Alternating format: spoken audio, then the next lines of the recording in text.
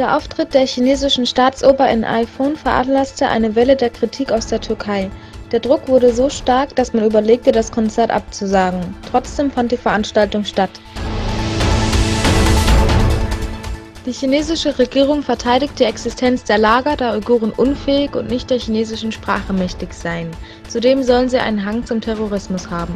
In der Jakarta Post wurde eine Mitteilung des chinesischen Konsuls veröffentlicht, in welcher die Verleumdung der Uiguren beschrieben wurde.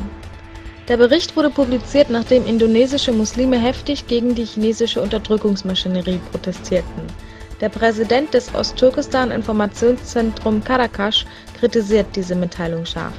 Er verkündet: China will die Welt mit ihren Lügen täuschen. Jedoch kann China weder die Existenz der Lager leugnen, noch kann es von seiner niederträchtigen Politik ablenken. Denn die ganze Welt beobachtet die Menschenfeindlichkeit der chinesischen Politik.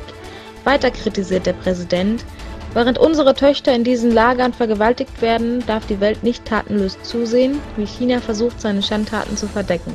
Darum ruft er die internationale Gemeinschaft auf, gegen die Tyrannei aufzustehen. Die muslimischen Staaten schweigen zu der Tyrannei Chinas in Ostturkestan und anderen Gebieten. Zuletzt kritisierte der indonesische Gelehrtenrat Chinas menschenverachtende Politpraxis.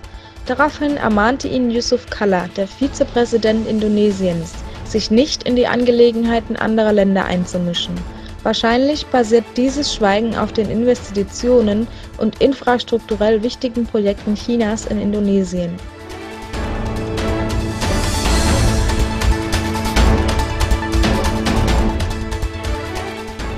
Dem chinesischen Außenministerium zufolge soll die USA sich wegen Ostturkestan und Tibet nicht in die inneren Angelegenheiten des Landes einmischen.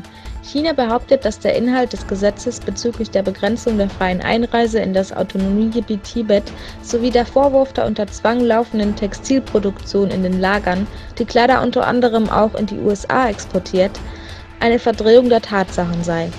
Ein Sprecher des Ministeriums deklarierte unverschämterweise, dass die Lager dazu dienen, die Armut in der Region zu beseitigen und dass ein Lohn für eine Person für eine ganze Familie ausreiche.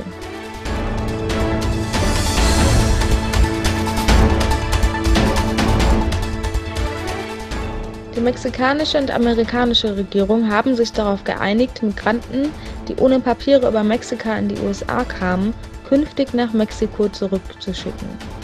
Dort müssen sie den Ausgang ihres Asylverfahrens abwarten. Die Abmachung sei temporär und aus humanitären Gründen getroffen worden, so das mexikanische Außenministerium. Bisher hat sich Mexiko geweigert, nicht-mexikanische Migranten wieder aufzunehmen.